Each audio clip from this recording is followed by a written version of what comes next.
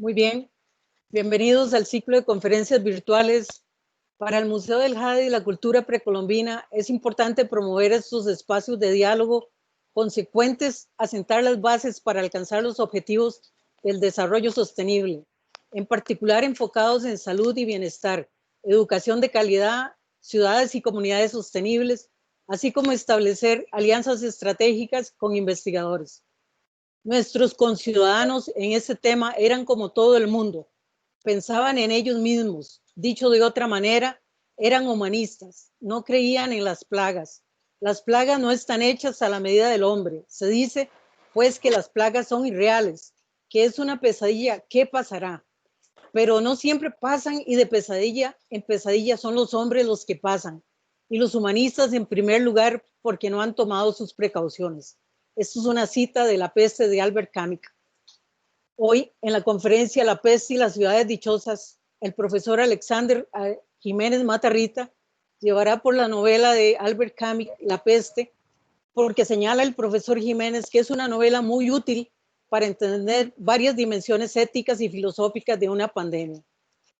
El profesor Alexander es catedrático de filosofía en la Universidad de Costa Rica. En la Universidad de Salamanca obtuvo su doctorado en filosofía y es profesor invitado de esta universidad. Su tesis doctoral obtuvo el premio extraordinario en la Universidad de Salamanca. En el año 2002 ganó el Premio Nacional de Ensayo Aquileo J. Echeverría por su libro El imposible país de los filósofos. En el año 2011 obtuvo el Premio Jorge Bolio con el ensayo titulado Costa Rica, Constantino Láscaris, nombre que se lleva el río. En el año 2019 publicó El sonido de los cuerpos al bailar, un libro sobre la historia de la compañía de danza universitaria. Hace 3 meses publicó el libro Las formas de la madera, casas, escuelas e iglesias de Nicoya. Sus campos de estudio son el pensamiento filosófico costarricense, las identidades, los nacionalismos, las migraciones y los patrones de convivencia. Por favor, pedimos apagar sus micrófonos y cámaras para escuchar esta conferencia. Sus comentarios o preguntas por medio del chat. Les dejo con el doctor Alexander Jiménez. Adelante, doctor. Muchas gracias, Virginia. Buenas tardes, amigas y amigos. Quiero agradecer en primer lugar al Grupo INS y al Museo del Jade por esta invitación. Me siento muy honrado de que me hayan invitado. Mi idea es que tomemos unos 45, 50 minutos para presentarles unas reflexiones en torno a la novela de Camus, La peste, y luego tener pues un buen tiempo para conversar en torno a esos asuntos.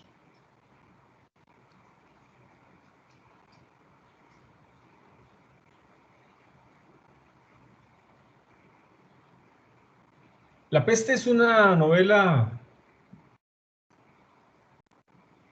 publicada 2 años después de que termina la Segunda Guerra Mundial. Fue escrita en el desarrollo de esa guerra y sin duda es una narración que tenía mucho sentido para quienes habían vivido esos años tan difíciles. Yo creo que también puede tener algún sentido para quienes vivimos en estos tiempos igualmente difíciles. Y ese es uno de los poderes que tiene la literatura, esa especie de transporte del sentido de un tiempo a otro. Y mi idea en esta tarde es que sigamos el camino de esa novela y de ese novelista de quien me siento muy cercano. A Camus yo lo estudié siendo un joven estudiante de filosofía. Luego pude dictar varios cursos sobre su trabajo ensayístico y literario en la Escuela de Filosofía. Y hacía muchísimos años que no releía La peste. Y la verdad es que en estos meses haberlo hecho ha sido muy gratificante y al mismo tiempo muy doloroso por las razones que van a ir viendo en el desarrollo de mi presentación. Yo obviamente tengo claro que en asuntos de literatura es imposible la unanimidad del gusto.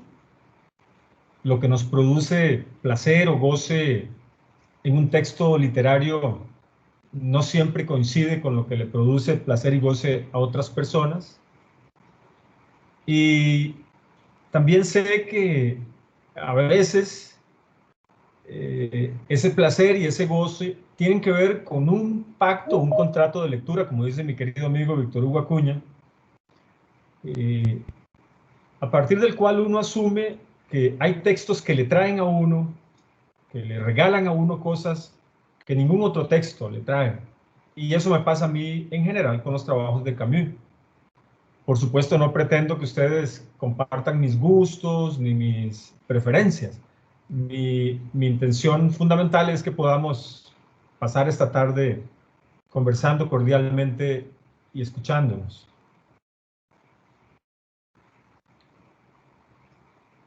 Lo común a propósito de la novela La Peste ha sido que es una novela que habla metafóricamente de la Segunda Guerra Mundial, de el tiempo en el que Francia y otros países vivieron un confinamiento militar, de lo que ahí se vivió y de su liberación. Esa es la interpretación probablemente más común a propósito de esta novela. Y en la misma novela hay algunas frases sueltas que parecerían admitir que efectivamente se trata de un texto ligado directamente a la experiencia de una guerra.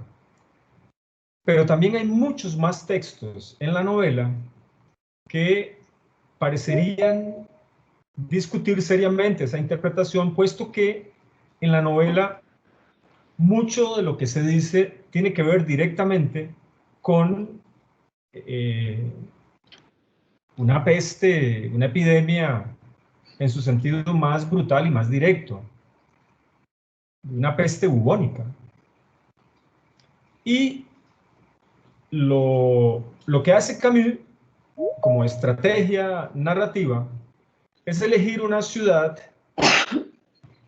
de Argelia, Orán, para narrar cómo opera una ciudad apestada y una ciudad en cuarentena. Y elige la ciudad de Orán para narrar cómo esta ciudad experimenta durante 10 meses, de abril de un año, de la década de 1940, no sabemos cuál. Al comienzo de la novela se dice que es en esa década, pero no se dice cuál año en particular. De abril de un año a febrero del año siguiente, casi un año.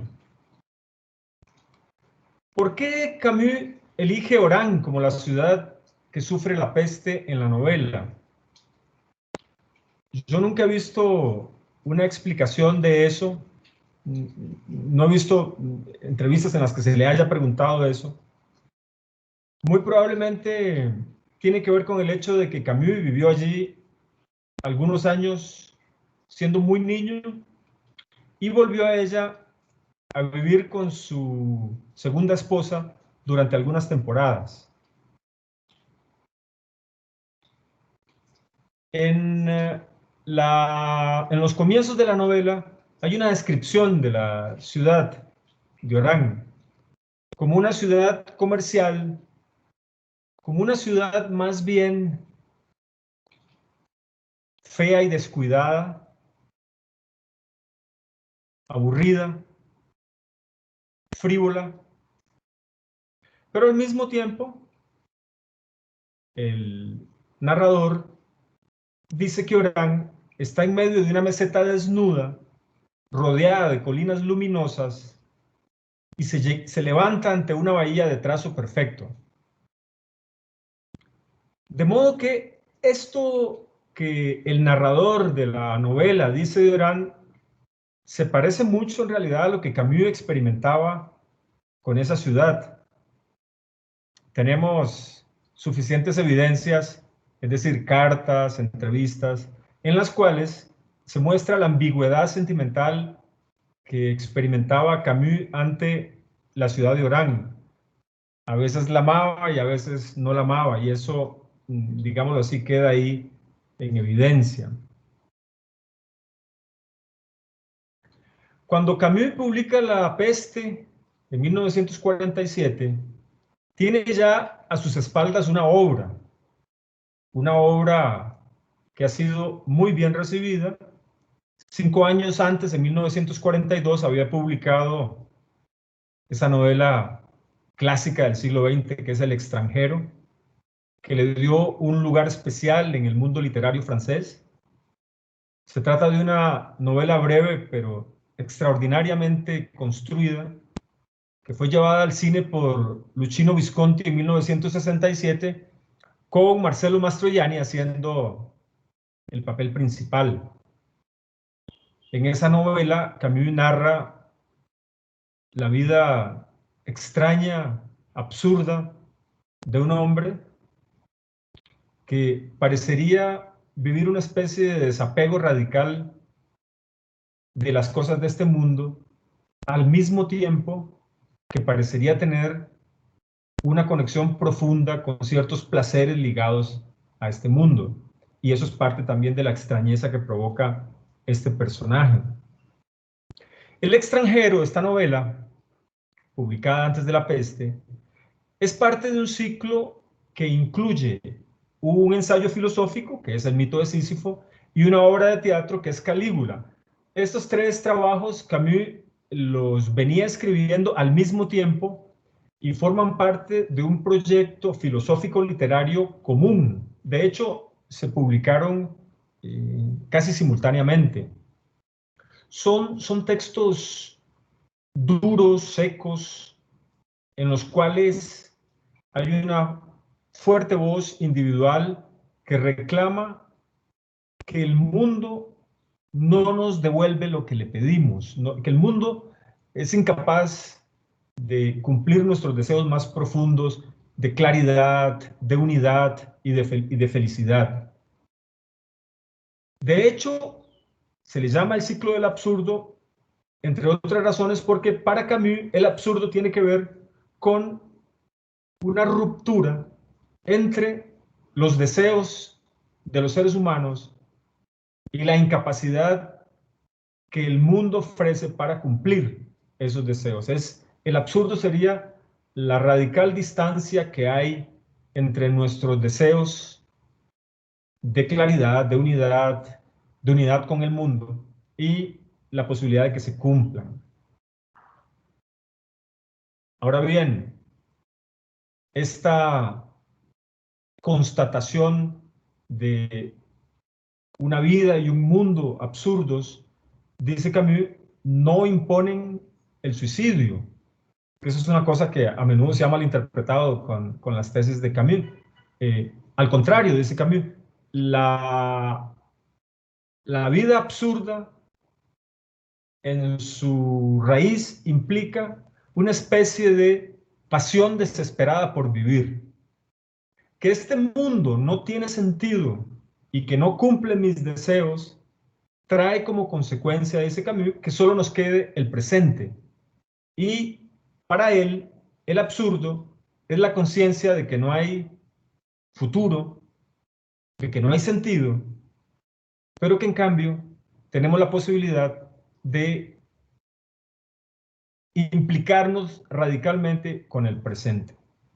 En algún momento Camus dijo, la única generosidad con el futuro es darlo todo al presente. Pues bien, frente a ese marco del absurdo, La Peste supone un paso adelante y supone, digámoslo así, otro ciclo que también está acompañado de la escritura de un ensayo filosófico, que es El hombre rebelde, y de algunas otras obras de teatro. Es lo que se ha llamado en la obra de Camus el ciclo de la rebelión. De hecho, el personaje que podríamos llamar principal de La Peste es un médico que ejerce una actitud de hombre rebelde.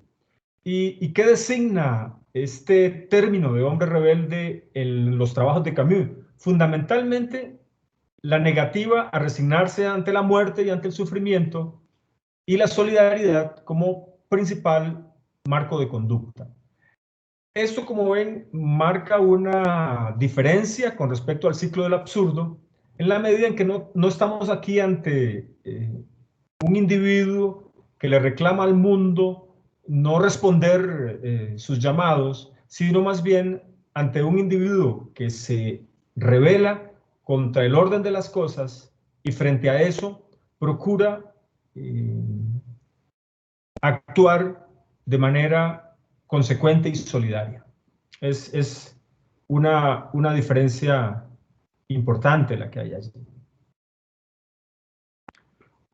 Bien, ahora me gustaría, explicado esto, contarles un poco por qué el título incluye el término las ciudades dichosas. La peste y las ciudades dichosas es el título de esta conferencia. Al colocarle ese título, yo quería plantear una tensión radical entre dos modelos de vida que Camus intentaba pensar, lo que podríamos llamar la vida apestada y la vida dichosa. Camus coloca el sufrimiento y la muerte producidos por la peste frente a un horizonte particular que es ese. Esa es mi interpretación, el de las ciudades dichosas. ¿Y qué quiere decir Camus con ciudad dichosa? ¿Qué hace de una ciudad dichosa? Bueno, quisiera tomarme unos minutos para hacer un recorrido por algunos textos de Camus en los que yo creo que queda claro qué podríamos entender por una ciudad dichosa. En primer lugar, tendríamos que decir que cada vez que Camus habla de ciudades dichosas está pensando en ciudades mediterráneas y por lo tanto en ciudades en las que, según él, hay un componente fundamental de luz, de mar, de desierto, pero también de cierto tipo de placeres corporales, sensuales, que son los placeres típicos, diría Camus, de los jóvenes de las costas mediterráneas. En el prólogo de la edición de 1952, a un librito que es uno de sus primeros libros y que se titula El revés y el derecho, encontramos una confesión esclarecedora al respecto. Allí dice Camus lo siguiente: habiendo sido pobre, sin embargo, el clima de mi tierra no fue injusto conmigo, como sí lo es con los obreros industriales de París, que sufren la condena de una doble injusticia. Viven en la pobreza y en un clima que acrecienta esa pobreza. Digamos que para Camus una ciudad dichosa es un lugar desnudo de lujos, pero lleno de disfrutes inmediatos, guiados por la pasión de vivir y por cierto tipo de sensibilidad exacerbada, que ahorita vamos a ver un poquito más adelante. Esta sensibilidad exacerbada, o que podríamos llamar, usando un término técnico de los análisis mitológicos, que podríamos llamar dionisíaca, aparece en muchos de sus textos ensayísticos y literarios. Es una sensibilidad que estructura buena parte de la obra de Camus. Y mi suposición es que esta novela, La Peste, no se entiende sino como una tensión irresuelta, permanente, entre estas apuestas por un tipo de vida, por un tipo de sensibilidad placentera y gozosa, y la constatación de que las pestes impiden esos tipos de vida. Así que el problema con la peste no es la muerte, que de todas maneras va a ocurrir tarde o temprano. El problema con las pestes es que impiden vivir esta vida imaginada como una vida dichosa. En 1938, con 24 años, Camus había publicado un pequeño libro titulado Bodas. Está compuesto por 4 relatos: Bodas en Tipasa, El viento en Yamilá, El verano en Argel y El desierto. Es un libro lleno de un lirismo muy especial. Allí aparece un joven Camus celebrando, por decirlo así, las bodas de los seres humanos con las piedras, con el mar, con el cielo, con las flores. En esos textos, su cuerpo y el mundo parecen una sola carne, y eso implica no solo placer, sino también el sufrimiento y la muerte, por supuesto. Eso es como un telón de fondo que está siempre allí, y es el precio que se paga por enamorarse de la belleza del mundo. De manera que ese goce sensual que Camus canta en Bodas no tiene esperanza, pero eso no le impide cantar y gozar. Al comienzo de uno de esos relatos de Bodas, El verano en Argel, dice lo siguiente: los amores que se comparten con una ciudad son a menudo amores secretos. Ciudades como París, Praga y aún Florencia están cerradas sobre sí mismas y limitan de este modo el mundo que les es propio. Pero Argel, y con ella ciertos ambientes privilegiados como las ciudades sobre el mar, se abre al cielo como una boca o una herida.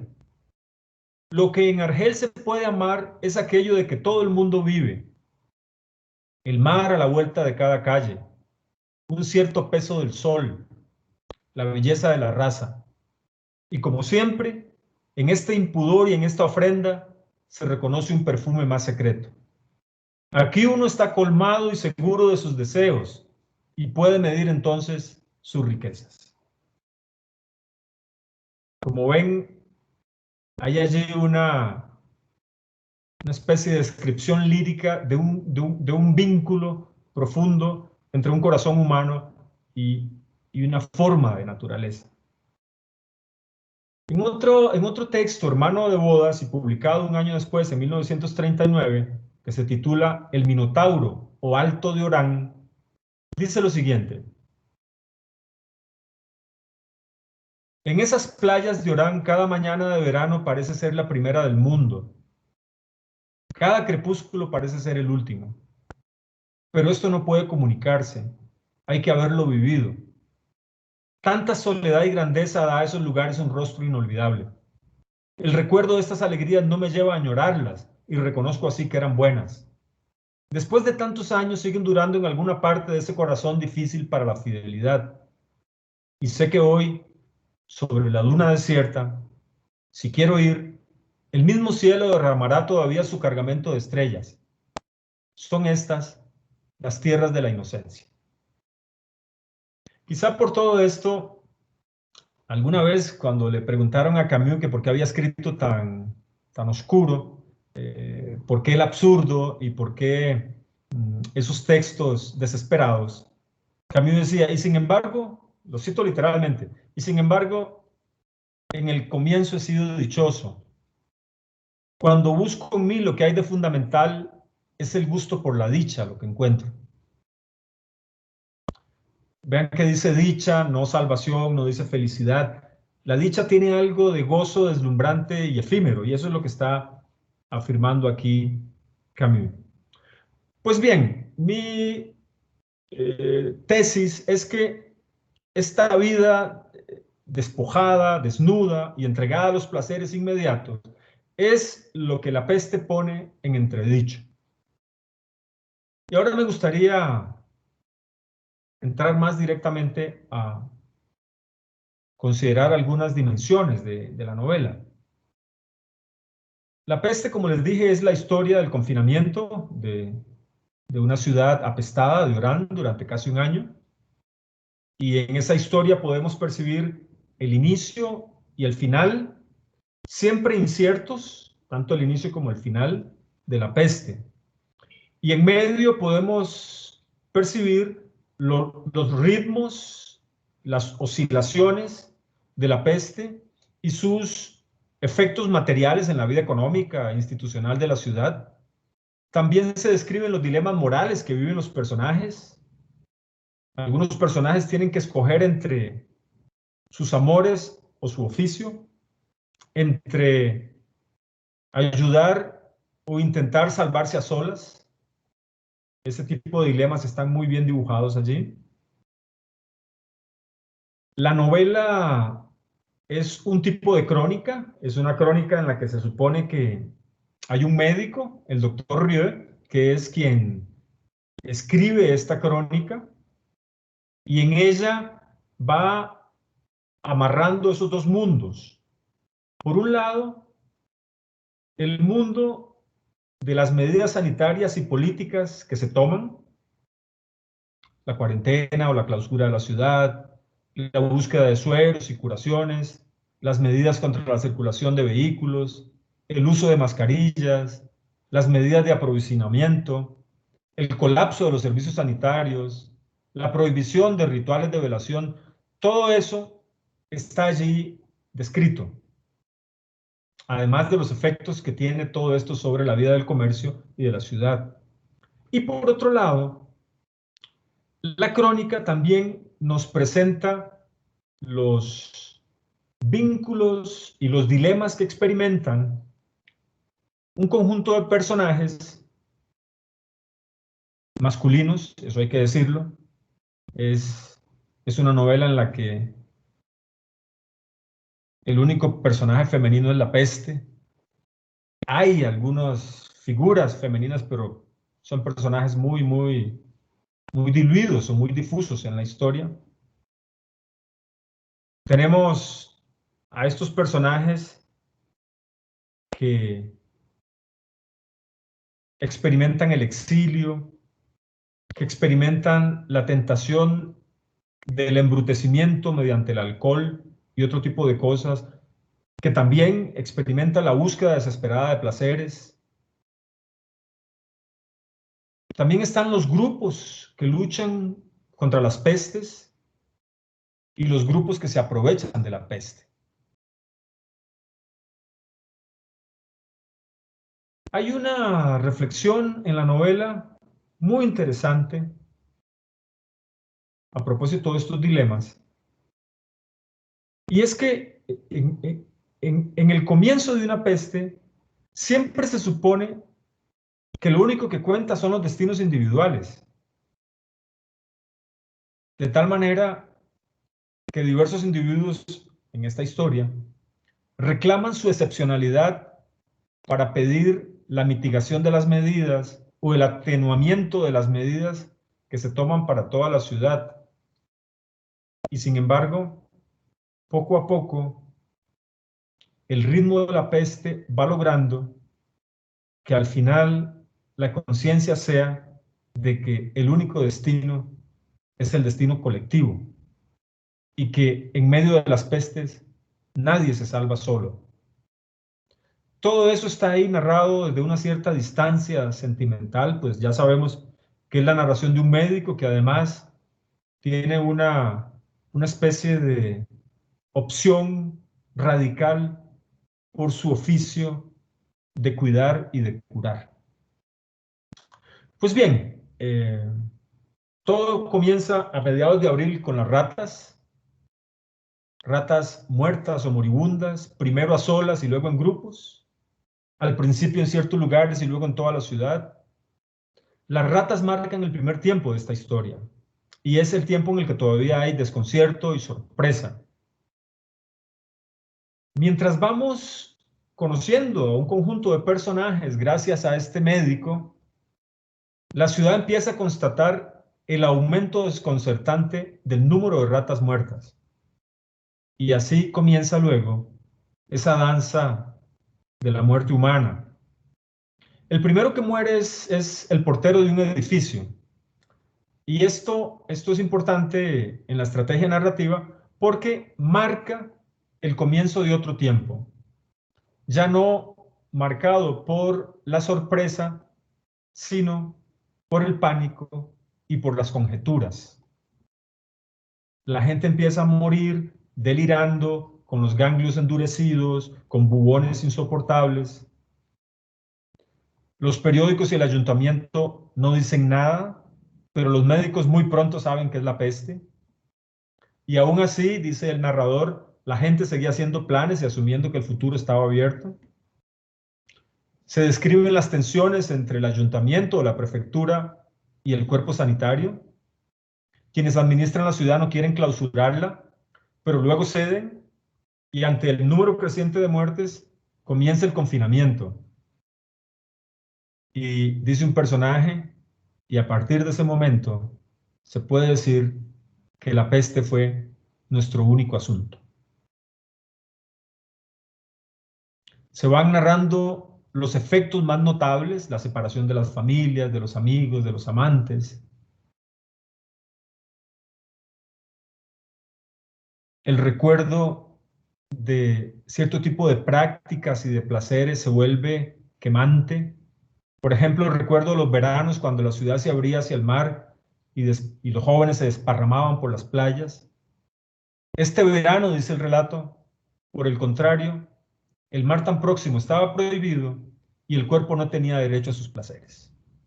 Y así nos va llevando la narración por los meses más duros, de agosto a octubre, cuando aparecen los hornos crematorios y los tranvías cargados de muertos, cuando toda la ciudad está doblegada ante la peste y hay cansancio en los equipos. Y luego llega noviembre y una curva ascendente y luego una meseta y luego la peste empieza a decrecer.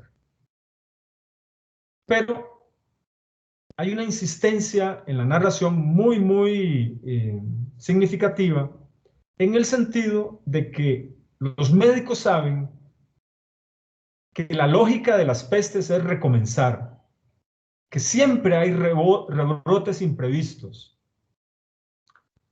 pero ya la gente ha asumido que la peste está contenida, aparece la ilusión de la liberación y aún así, a pesar de los bailes en todas las plazas, alguna gente seguía muriendo. Todo eso está ahí en el relato.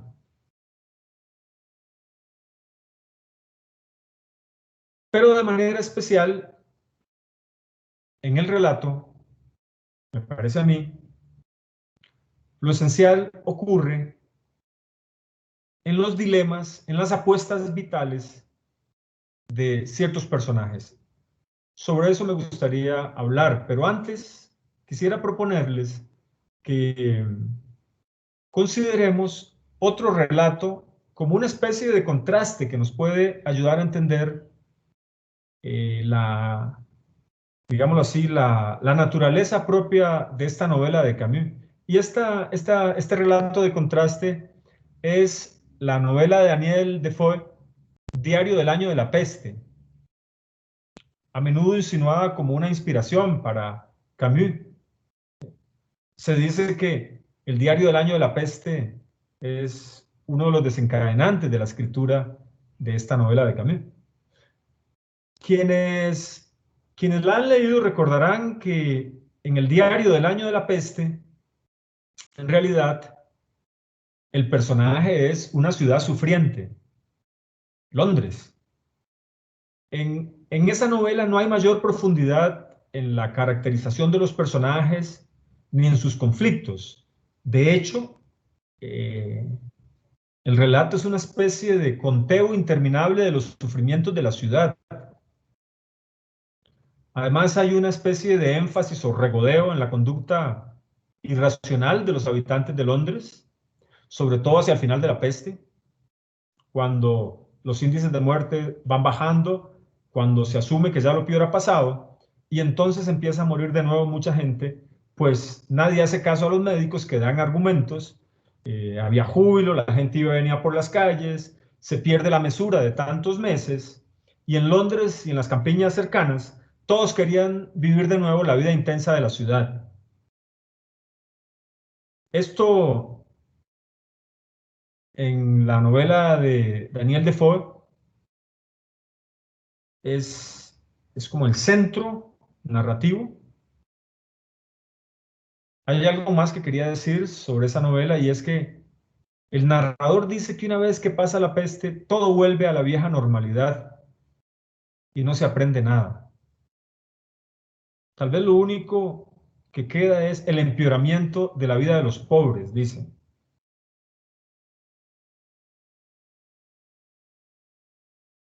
Bien, en la novela de Camus, la peste también es narrada en medio de escenarios terribles, pero la peste no es propiamente hablando un personaje, y creo que tampoco la ciudad.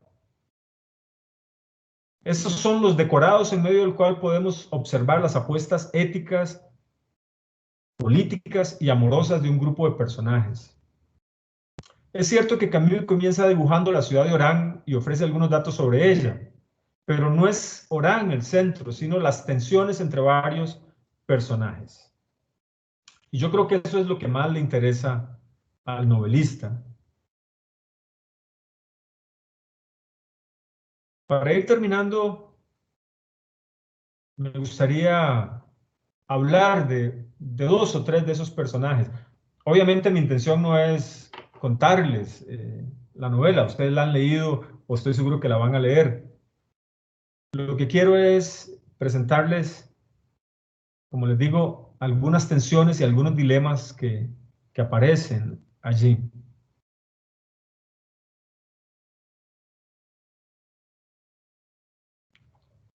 Son dilemas y tensiones que nos revelan cuán comprometidas están ciertas personas con la suerte de los demás y cuán comprometidas están ciertas personas solamente con su propia suerte. Digamos que lo que uno puede captar allí son los usos de la peste. ¿Qué hace la gente con lo que sabe de la peste y con lo que sabe en general? ¿Cómo se comporta frente a eso?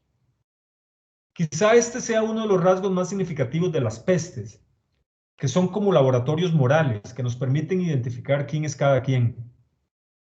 Son escenarios en medio de los cuales podemos reconocer las apuestas de cada quien. Son momentos de reconocimiento.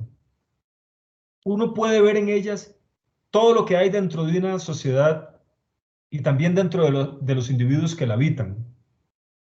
Las iglesias, las empresas, los gobiernos, los oficios, las familias, los amores. Todo eso de pronto queda dibujado con claridad frente al telón de fondo de la peste.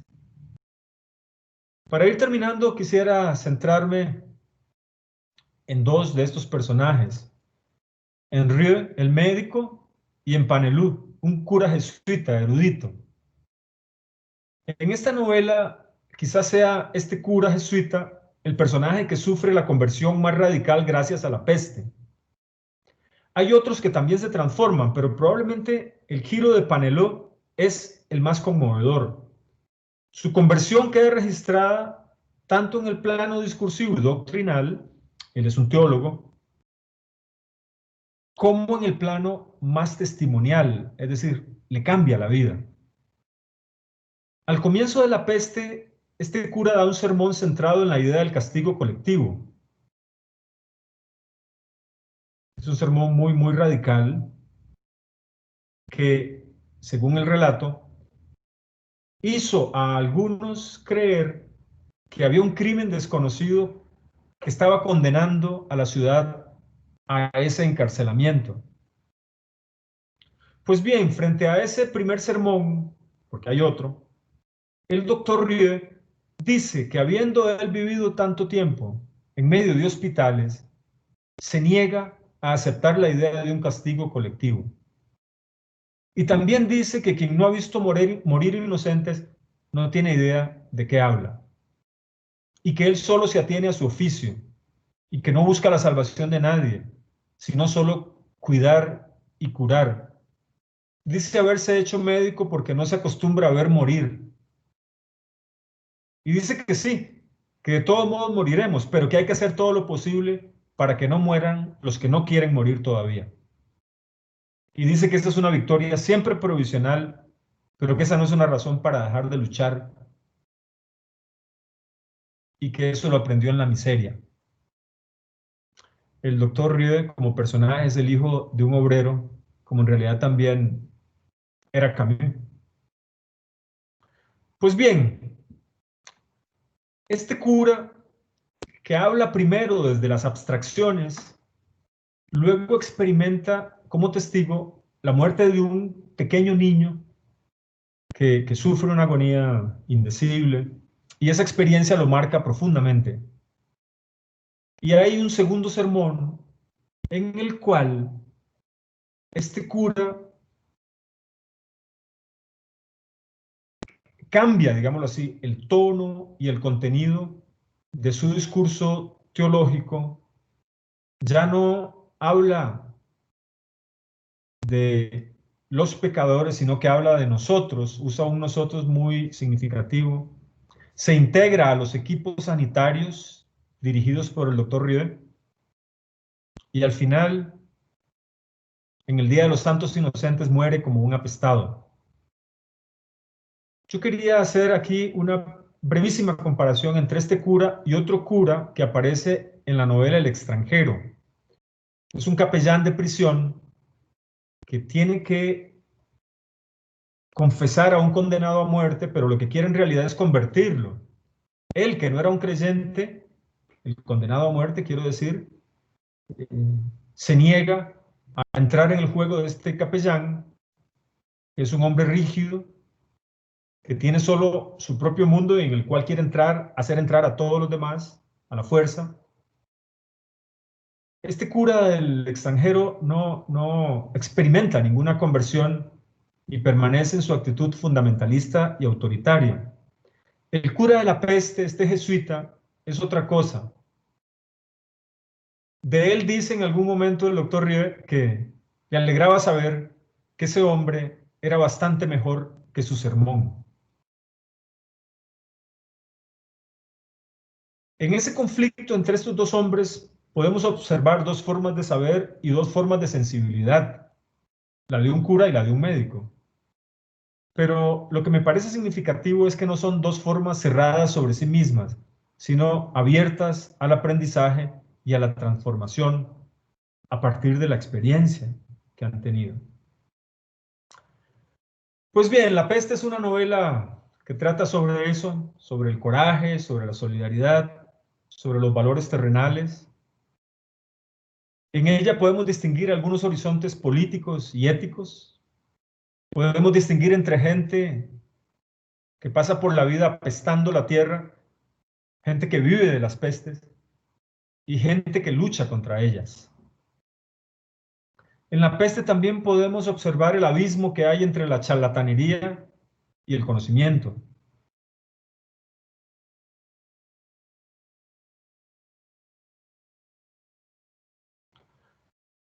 Al final, y con esto no les estoy contando, digamos, no les estoy echando a perder la lectura si no la han hecho todavía. Al final, el doctor Rieu, que ha sufrido varias muertes cercanas, sube a una terraza y contempla el mar y la noche profunda. Y allí, a solas, comprende que hay en los seres humanos más cosas dignas de admiración que de desprecio. Así lo dice. Y también comprende lo que debe hacer un médico siempre: negarse a admitir las plagas y las pestes. Y ese médico cierra su crónica diciendo que la alegría de la ciudad por la liberación es siempre una alegría precaria y está siempre amenazada, porque el bacilo de la peste no muere, porque no desaparece.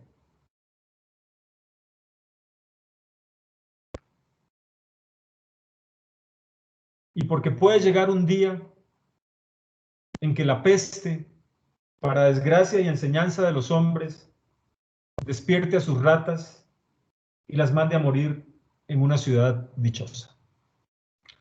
Bueno, muy bien, eso era lo que yo quería proponerles esta tarde. Muchas gracias por escucharme. Muchas gracias también por las preguntas y por los comentarios que sin duda van a hacer. Sí, bueno, abrimos, muchas gracias, doctor Alexander Jiménez. Abrimos entonces el espacio de consultas, estaría por el chat. Carolina Pérez va a estar atendiendo esto y le vamos a dar el espacio a Carolina. Buenas tardes, los invitamos a hacer las consultas por medio del chat o pueden levantar por acá la manita y si necesitan hablar, Eso sería bonito también, sí. pueden por acá, les damos el pase.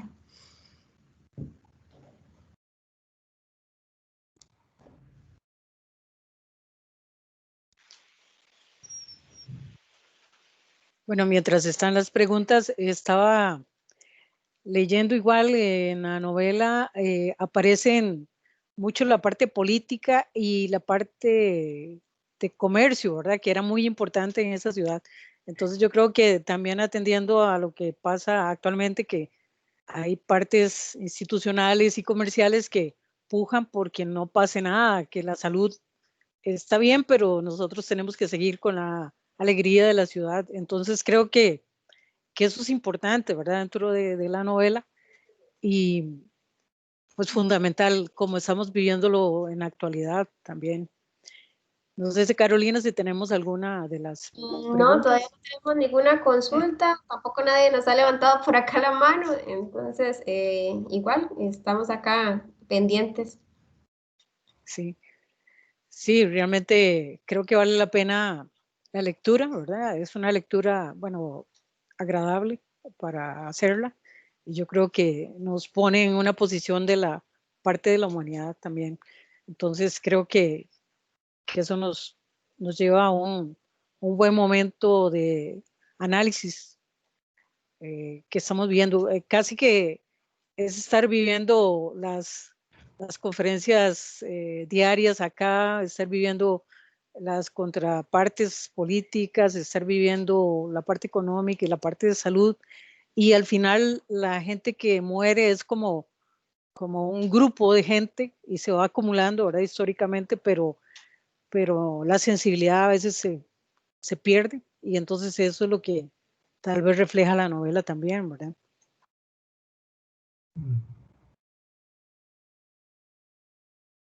Vamos a ver, ¿alguna pregunta?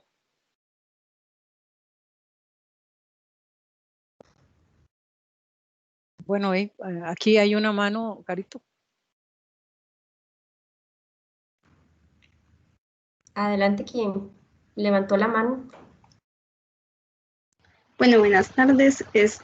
Más que una pregunta era como agradecerle a don Alexander porque justamente como hace un día o hace 2 días terminé el extranjero y fue así como toda una experiencia y tener claro ahora todo el contexto del proyecto filosófico que se tenía es aclarante, increíble.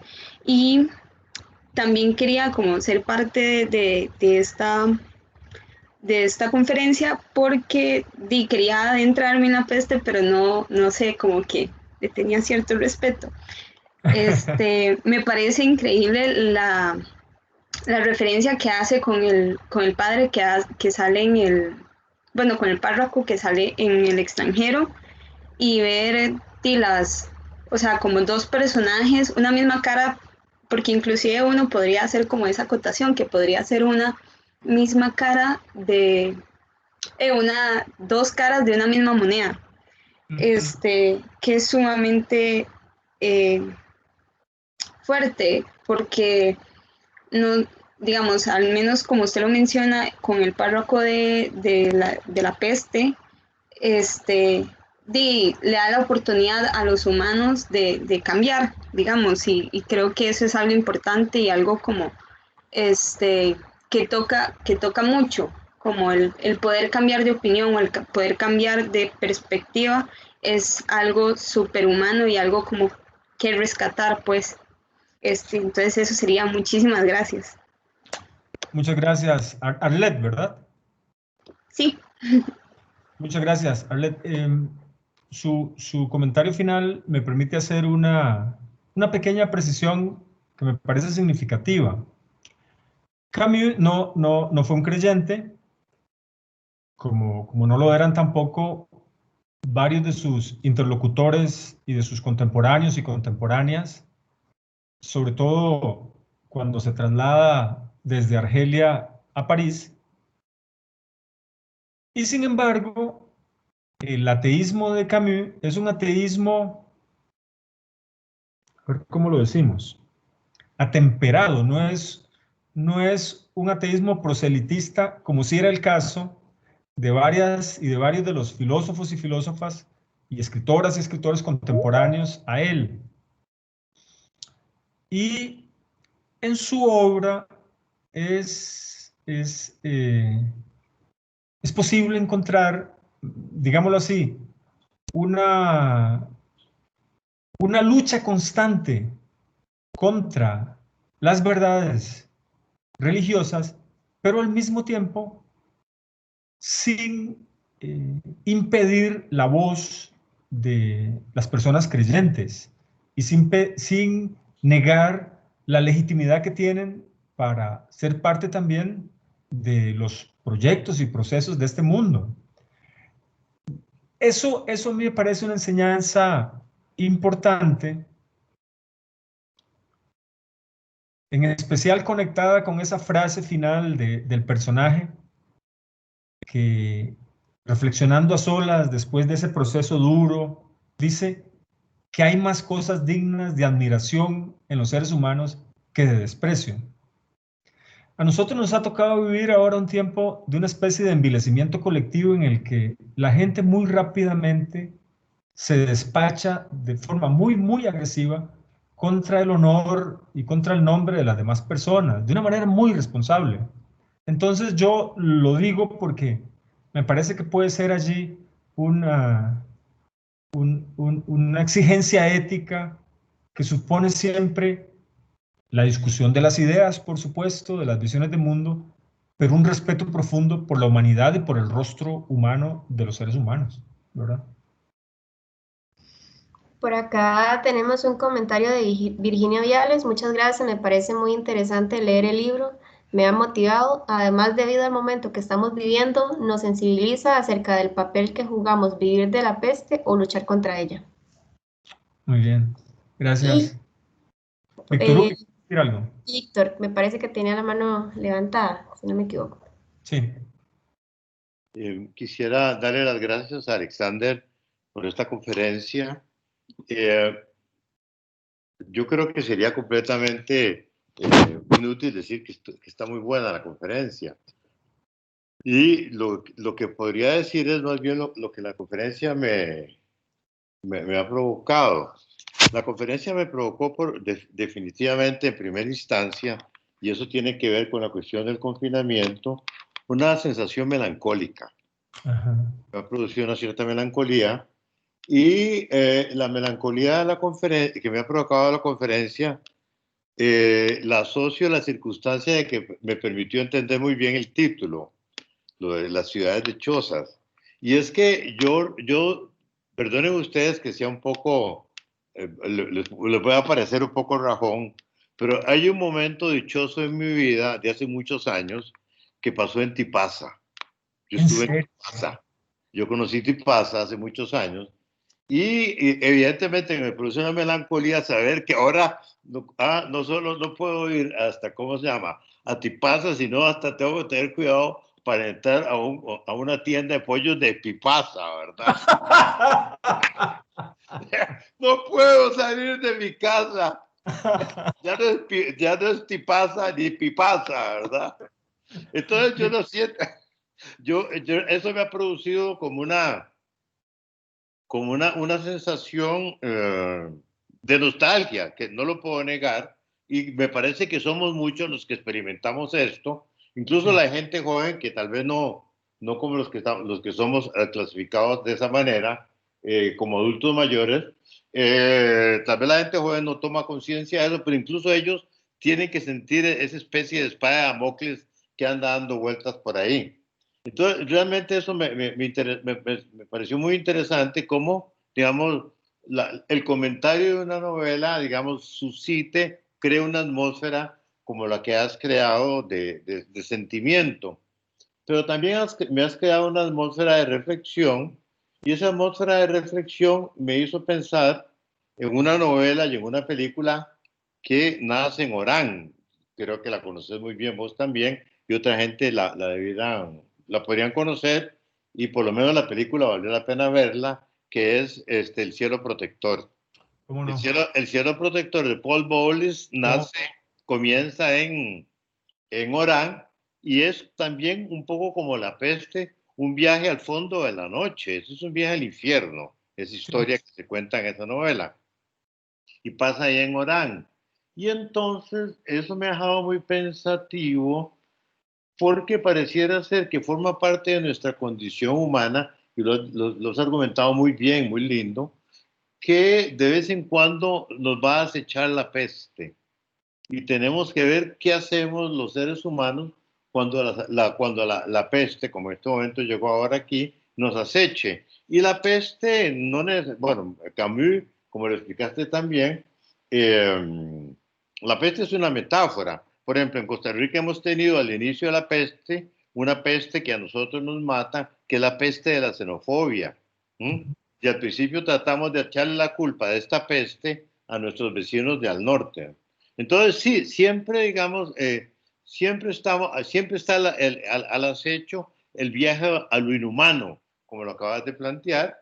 Y en ese sentido, pues termino diciendo que efectivamente me has dejado melancólico porque yo no me puedo subir en un avión. Y también me has dejado muy pensativo, siempre con la aspiración, la aspiración de que tal vez en los seres humanos vayamos aprendiendo algo y seamos menos inhumanos, para decirlo de esa manera. Muchas gracias, Alex. He disfrutado profundamente tu conferencia, y creo que más tarde mejor me tomo un whisky para quitarme la melancolía de Tipasa. Yo lo recuerdo, y efectivamente el recuerdo que guardo de Tipasa yo, Ajá. contradictorio, pero efectivamente el recuerdo que guardo de Tipasa son las aguas azules del Mediterráneo, el cielo azul, aquel sol. Y Tipasa son varias ciudades a la vez. Y bueno, esas son las perversiones de nuestros historiadores. Tipasa es una ciudad romana que el mar se ha ido comiendo. Y eso es impresionante, donde uno ve que el mar ha ido comiendo y comiendo a la ciudad romana. Al lado está la ciudad musulmana, y al fondo, bueno, esas son las contradicciones del mundo. Al fondo, una bellísima ciudad, un bellísimo resort que construyó Le Corbusier, por cierto. Ahí al lado, entonces como que entre la ciudad romana y la ciudad musulmana, un resort, digamos, un Condovac La Costa, solo que está en Tipasa y fue hecho por Le Corbusier. Entonces, bueno, habría alguna diferencia. No digo que Playa Hermosa no sea muy lindo. Gracias, Alex. He pasado un gran momento, querido hermano. Qué lindo esto que decís, Víctor Hugo. De haberlo sabido, me habría encantado que hubiéramos dado la conferencia, como dicen los toreros, a la limón, a medias. Muchas gracias. Gracias. Creo que Ana Gabriela Murillo. Ajá, correcto. Ana Gabriela Murillo tenía la mano. Ajá. Sí, gracias. Muy buenas tardes y muchas gracias por la conferencia.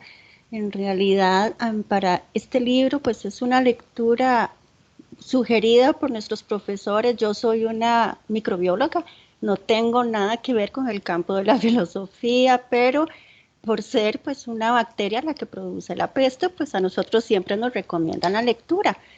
Tal vez la leí hace un montón de años, pero sí lo que es como interesante en este momento, pues ver la situación, ubicarnos en nuestro contexto actual de salud, y sobre todo ver, pues, porque el enfoque que se le da a uno ya después de muchos años de graduada, empezar a trabajar y empieza uno en el área de la salud, pues se da cuenta que hay un gran cambio. En principio, pues se está orientado a lo que es el cuadro clínico, veamos la bacteria cómo se comporta. Bueno, cuando somos estudiantes lo vemos de ese perfil.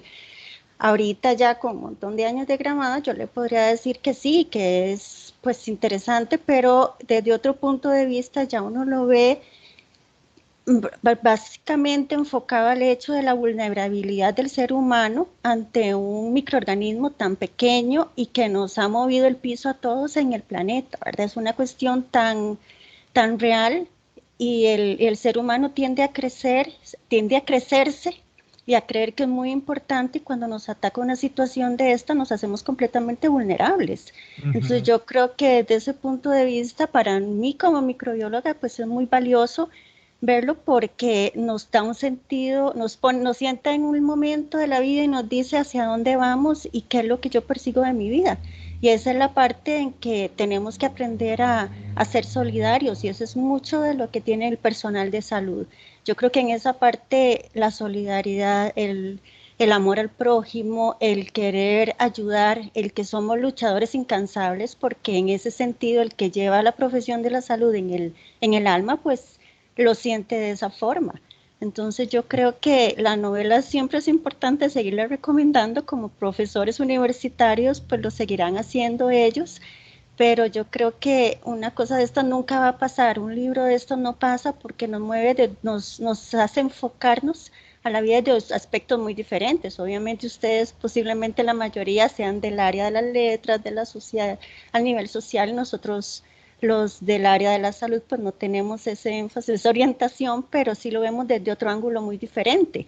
Y mi percepción en este momento, después de 30 años de grabada, pues puedo decir que lo veo muy diferente, pero sí nos mueve el piso y nos lleva a lo más básico del ser humano. Somos seres muy vulnerables a un microorganismo tan pequeño, y nos lleva pues a recapacitar sobre nuestra vida, qué estamos haciendo hoy y hacia dónde vamos.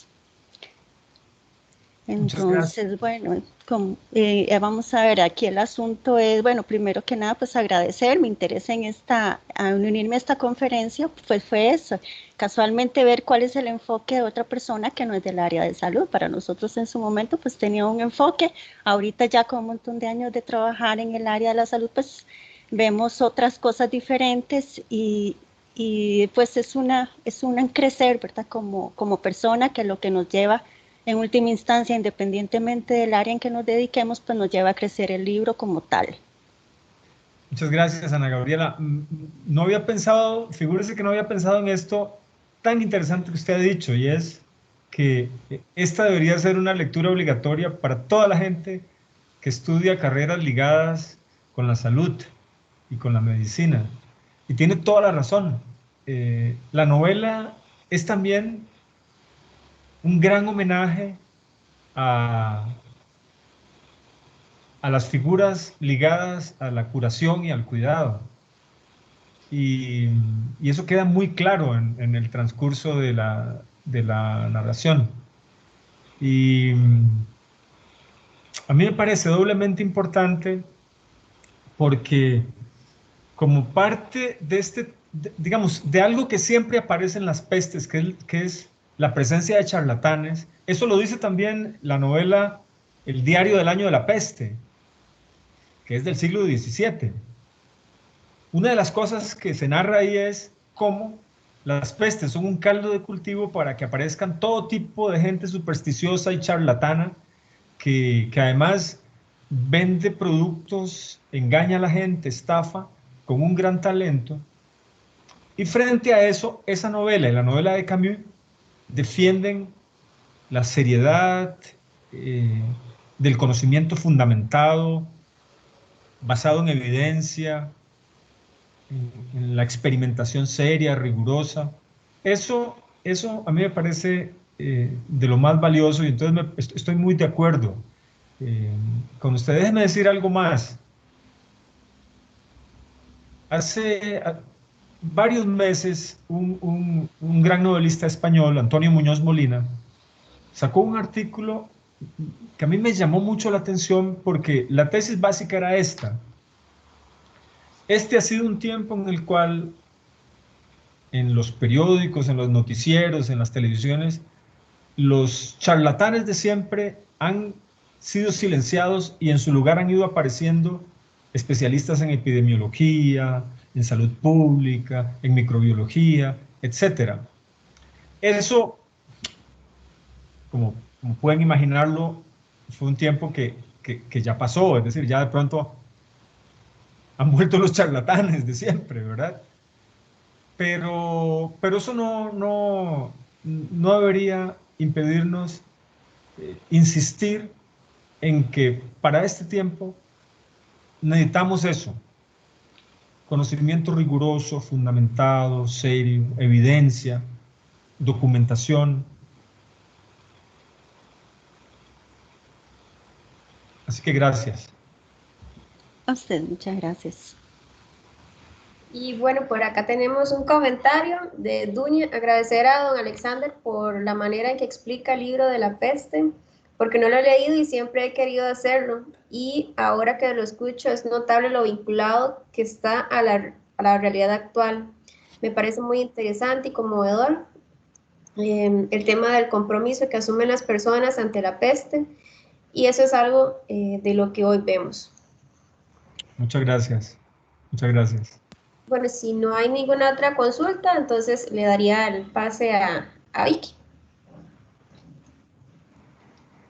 Bueno, creo que todos quedamos, como decía don Víctor Acuña, pues un poco más sensibles en cuanto a esto del el tema de las pandemias, la peste, y tal vez como decía el doctor Rux, no sé cómo se pronuncia bien, pero al mirar a la gente a la ciudad con alegría o queriendo ir a la fiesta otra vez, realmente nos llama a esto que dicen los objetivos del desarrollo sostenible, que es la salud y el bienestar está primero, está la gente es importante. Entonces, creo que por ahí quedamos con este análisis, ¿verdad, Alexander?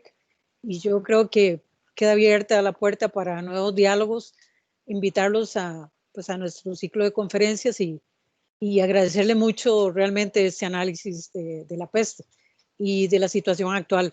Tal vez no sé si tienes algún comentario final y ya entonces nos despedimos. Bueno, no, de nuevo, muchísimas gracias por la invitación, por la escucha atenta, inteligente que han tenido. Si les gustaron algunos de los textos que leí, sobre todo de la primera época de Camus, quiero recomendarles un librito pequeño de mi querido Víctor Hugo Acuña que se llama Tiempos y Elementos, porque allí van a encontrar algunos relatos muy similares, con una sensibilidad muy parecida, y aprovecho para recomendarlo y mandarles un abrazo y mi afecto. Muchas gracias. Bueno, entonces hasta acá llegamos, vamos a separarnos, pero estaremos a la orden. Muchas gracias a todos y muy buena tarde. Hasta Nos luego. vemos entonces. Gracias, Hasta Alexander. luego. Hasta luego.